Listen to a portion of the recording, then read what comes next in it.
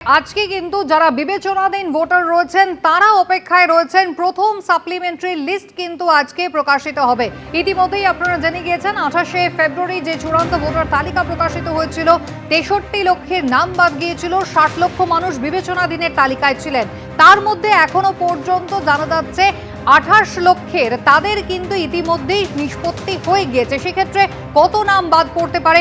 সব থেকে বড় প্রশ্ন কিন্তু এটাই, যাদের যাদের নাম বিবেচনাধীনের তালিকা থেকে বেরিয়ে আসবে সেক্ষেত্রে কাদের নাম উঠছে কাদের নাম উঠছে না কিভাবেই বা তারা জানতে পারবেন? আজকে দ্বিতীয়ার্ধে কিন্তু এই পুরো লিস্ট পাওয়া যাবে, এমনটাই নির্বাচন কমিশনের পক্ষ থেকে গতকাল জানানো হয়েছে।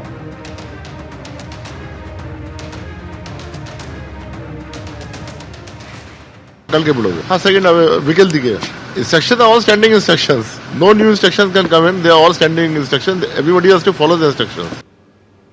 কমিশন সূত্রে খবর 60,06,675 জন বিবেচনাধীন থাকা ভোটারের মধ্যে গতকাল সন্ধে পর্যন্ত 28,06,000 জনের নিষ্পত্তি হয়েছে।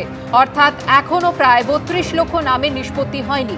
সংশোধিত তালিকায় আগেই বাদ পড়েছে 63,66,952 জনের নাম। সূত্রের খবর, প্রথম দফার অতিরিক্ত ভোটার তালিকায় বাদ পড়তে পারেন প্রায় 10 লক্ষ ভোটার। তাহলে বাদের সংখ্যা দাঁড়াচ্ছে 73 লক্ষের বেশি।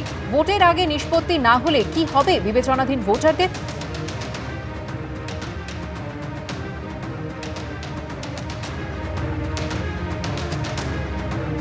কথা বলবো, আমাদের প্রতিনিধি রুমা পাল রয়েছেন আমাদের সঙ্গে। রুমা, ইতিমধ্যেই বিবেচনাধীন যারা রয়েছেন অর্থাৎ 60 লক্ষ যে ভোটারদের লিস্ট তারা অপেক্ষায় রয়েছেন। প্রথম লিস্ট আজকে সামনে আসতে চলেছে। সাপ্লিমেন্টারি লিস্টে এখনো পর্যন্ত কি জানা যাচ্ছে? সংখ্যাটা কতজন ভোটারের আবেদনের নিষ্পত্তি হয়েছে, কত নাম বাদ যেতে পারে এবং ভোটাররা দেখবেন কিভাবে এই লিস্ট? দেখো, রবিবার সন্ধ্যে পর্যন্ত 28,06,000 নিষ্পত্তি হয়েছে এবং সোমবার আজকে সন্ধ্যার সময় কিন্তু বিবেচনাধীন প্রথম যে সাপ্লিমেন্টারি লিস্ট সেটা বেরোনোর কথা এবং এখনো পর্যন্ত যেটা নিষ্পত্তি হয়েছে তার তালিকায় কিন্তু প্রকাশ করা হবে। এবং জানিয়ে রাখি যে বিকেলের মধ্যে কিন্তু জেলা নির্বাচনী আধিকারিকদের কাছে তালিকা পৌঁছে যাবে এবং অবশ্যই যখন একদম জেলা নির্বাচনী আধিকারিকদের কাছে যখন তালিকা পৌঁছে যাবে তারপরে কিন্তু অনলাইনেও কিন্তু কমিশনের যে ওয়েবসাইট রয়েছে সেখানেও দেখা যাবে। এবং শুক্রবার পর্যন্ত যেটা বলে রাখি, নিষ্পত্তি হওয়া 40,000 বুথের তালিকা কমিশনের কাছে পৌঁছেছিল এবং জানিয়ে রাখি যে শুক্রবার পর্যন্ত কিন্তু যে সংখ্যা সামনে এসেছিল সেটা ছিল বাদের তালিকায় রয়েছে 10 লক্ষ।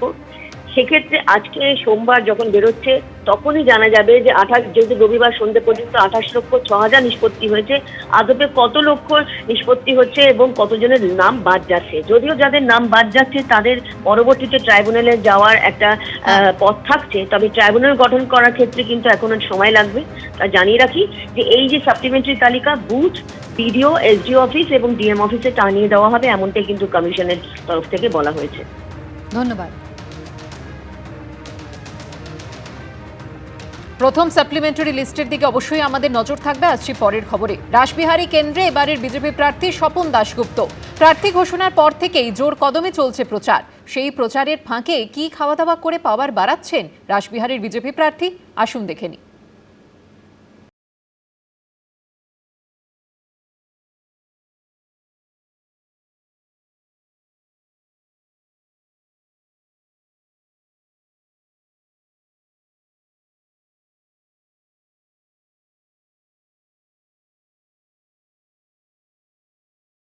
দু 2006 থেকে 11 থেকে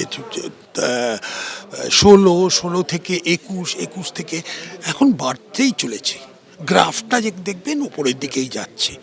এবার আমরা আশাবাদী, খুবই আশাবাদী যে এইবার আমরা এই কেন্দ্রটাকে তৃণমূলের হাত থেকে ছিনিয়ে নিতে পারবো।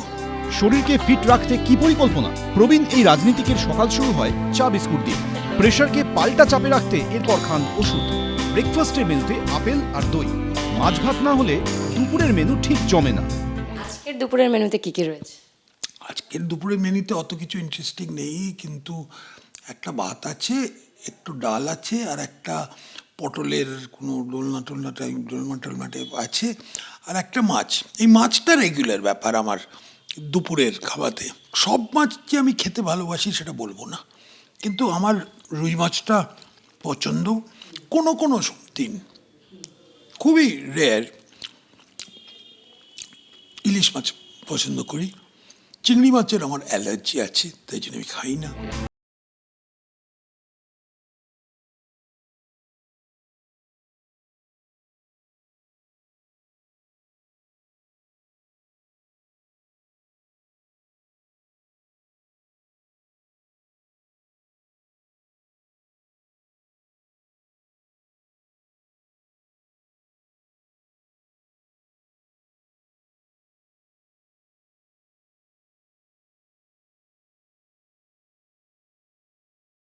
আপনি এবং অমিত শাহ একসঙ্গে বসে খাওয়া দাওয়া করছেন, এই ছবিটা স্মৃতিচারণটা যদি একটু করেন। এটা আমরা বীরভূমে গেছিলাম, তো অমিত শাহ একটা কন্ট্যাক্টের করতে গেলেই উনি কোনো না কোনো কার্যকর্তাদের বাড়িতে গিয়ে খেয়ে আসেন।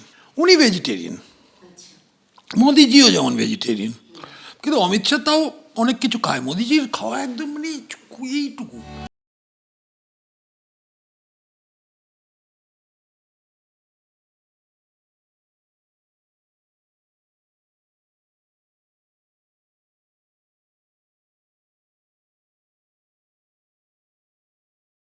আনন্দ এগিয়ে থাকে, এগিয়ে রাখে।